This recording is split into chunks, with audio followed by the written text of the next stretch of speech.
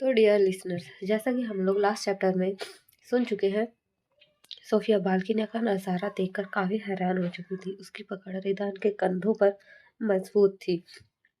वही रेदान जो एक टक बाहर का नज़ारा देख रहा था, अपने कंधे पर पकड़ मजबूत होता देख ओटो को टेढ़ा कर हल्का सा अदा के साथ मुस्कुरा देता है। वह इस वक्त देखने में काफ़ी गुड लुक और हॉट लग रहा था। उसकी शर्ट के बटन काफ़ी हद तक ओपन थे, जिससे उसकी भारी चेस्ट विजिबल हो रही थी। वही सोफिया का एक हाथ रेदान के चेस्ट के जस्ट बगल में था, जिससे कुछ हद तक रेदान की चेस्ट पर सोफिया की उंगली बार बार महसूस हो रही थी। रेदान धीरे कदमों से आगे की तरफ बढ़ने लगता है। वहीं सोफिया रेदान को आगे बढ़ता देख हैरानी से, ये आप क्या कहाँ लेकर जा रहे हैं? उतारे उतारे मुझे नीचे। रेदान उसे एक नज़र देख खामोशी से, बस कुछ लम्हा तुम्हारे साथ क्वालिटी टाइम स्पेंड करना चाहता हूँ, क्योंकि हम लोग अगर कुछ और करें तो शायद तुमसे बर्दाश्त नहीं होगा। बोलते हुए वो आसपास देख रहा था। आसपास का माहौल काफ़ी रोमांटिक था। हर जगह रेड और वाइट कलर की डिम लाइट्स जल रही थी और स्विमिंग पूल के आसपास कुछ कैंडल्स जल रही थी, जिससे एक अजीब सी स्मेल आ रही थी जो काफ़ी ज़्यादा लुभावनी थी। कोई भी मदहोश हो सकता था, पर रेदान का शायद कंट्रोल कुछ ज़्यादा ही था खुद पर, जो आराम से सोफिया को लाकर स्विमिंग पूल में अपने पैर डाले बैठ जाता है।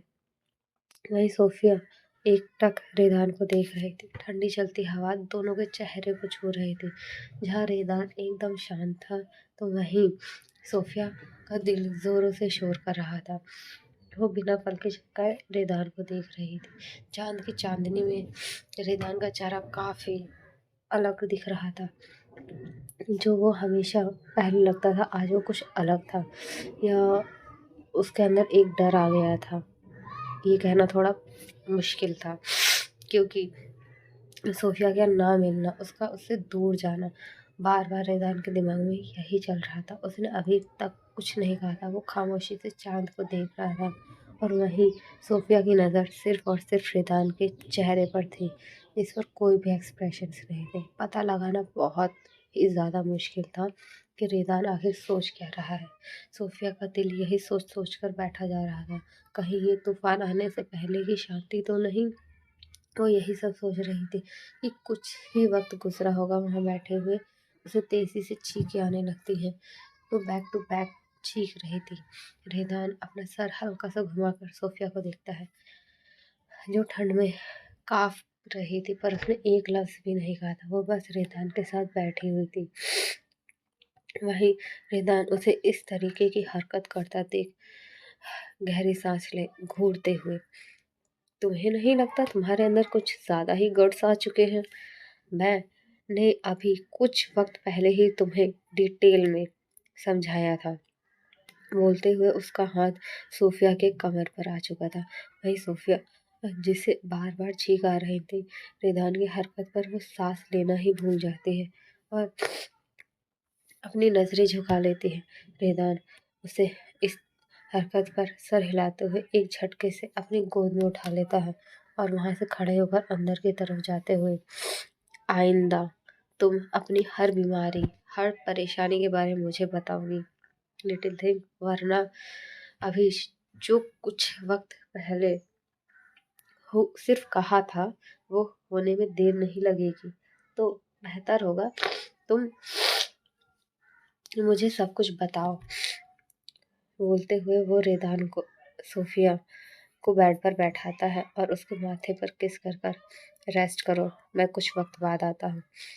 वो लाइट्स डिम कर देता है और वहाँ से निकल जाता है। रूम से निकलते ही रेदान के एक्सप्रेशंस बदल चुके थे।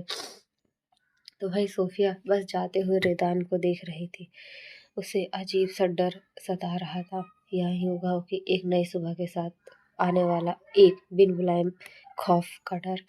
वो धीरे धीरे आंखें बंद कर लेती है और ना जाने किस पहर उसकी आंख लग जाती है। उसे सोए हुए कुछ लम्हा ही हुआ था कि उसके चेहरे के सामने अजीबो-गरीब सी आवाज़ें गूंजने लगती है, कुछ लोगों के चेहरे आने लगते हैं जो खून से लथपथ थे, कुछ के चेहरे कटे हुए थे तो किसी का हाथ और धड़ अलग-अलग थे।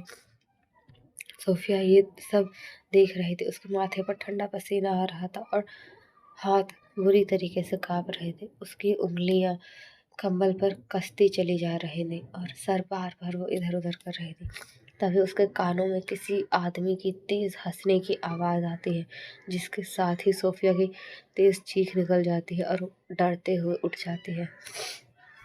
तो डियर लिसनर्स, किसी ने पूछा था रिदान की एज क्या है? रिदान की एज 32 है, वो सोफिया से 14 साल बड़ा है, तभी इस कहानी का नाम शुगर डैडी है। एंड आज का चैप्टर बहुत छोटा है, तो उसके लिए सॉरी, क्योंकि मुझे बहुत ज़्यादा कोल्ड हो गया है। जैसा कि आप स्टोरी सुन रहे होंगे तो बीच-बीच में बहुत ही ज़्यादा गैप हो रहा है और थोड़ी वॉइस का भी प्रॉब्लम हो रहा है।